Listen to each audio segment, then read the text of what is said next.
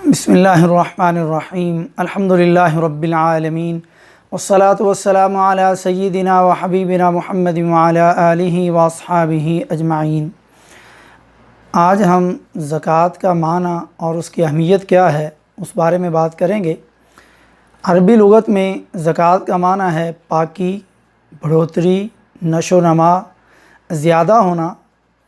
نہ صرف زیادہ ہونا بلکہ اس کا اجر اور ثواب بھی ملے گا۔ شریعت میں زکوٰۃ کا معنی ہے خاص مال میں مخصوص لوگوں کے لیے مخصوص وقت میں ادا کرنا۔ یہ کوئی جرمانہ یا ٹیکس نہیں جو لوگوں کا، مالداروں کا نقصان کرے، بلکہ یہ مال کو پاک کرتا اور بڑھاتا ہے۔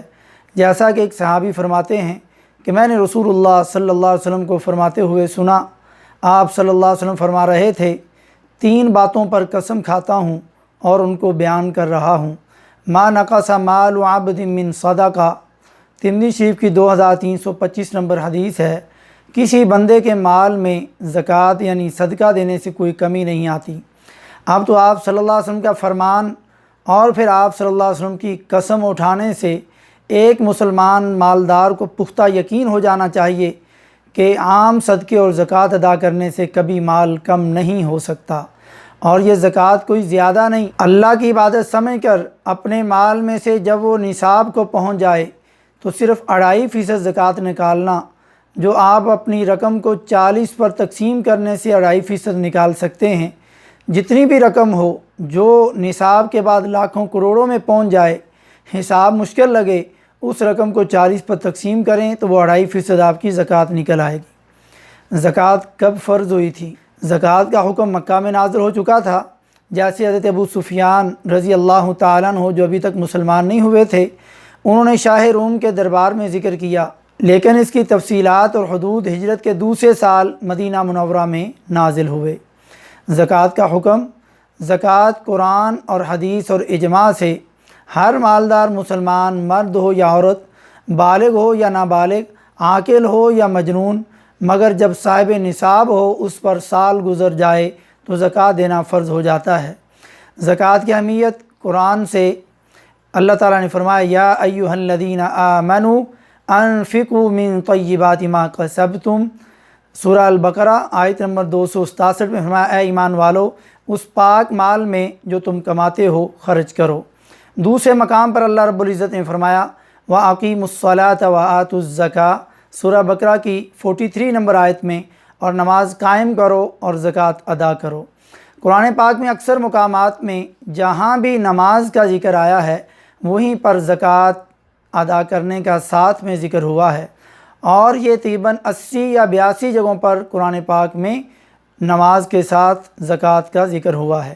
مشرکین کے بارے میں کہا گیا، فَإِن تَابُوا وَأَقَامُوا الصَّلَاةَ وَآتُوا الزَّکَاةَ فَخَلُّوا سَبِیلَهُمْ، سورہ توبہ کی 5 نمبر آیت میں، پس اگر وہ توبہ کر لیں اور نماز قائم کریں اور زکوٰۃ ادا کریں تو ان کا راستہ چھوڑ دیں۔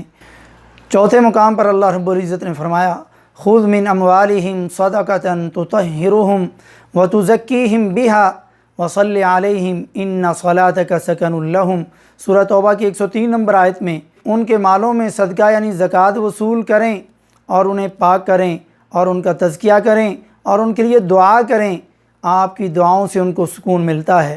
احادیث میں اسلام کے 5 ارکان میں سے زکوٰۃ دینا تیسرا رکن ہے۔ فرمایا، بنی الاسلام علی 5، شہادت اللہ الہ الا اللہ وان محمد الرسول اللہ، اسلام کی بنیاد 5 ستونوں پر ہے، اور پہلا ستون اس بات کی گواہی دینا کہ اللہ کے سوا کوئی عبادت کے لائق نہیں اور محمد صلی اللہ علیہ وسلم اللہ کے رسول ہیں، وإقام الصلاۃ، اور نماز ادا کرنا، وإیتاء الزکاۃ، اور زکوٰۃ ادا کرنا، وصوم رمضان، اور رمضان کے روزے رکھنا، وحج البیت، اور خانہ کعبہ کا حج کرنا۔ بخاری شریف کی 8 نمبر حدیث میں یہ موجود ہے۔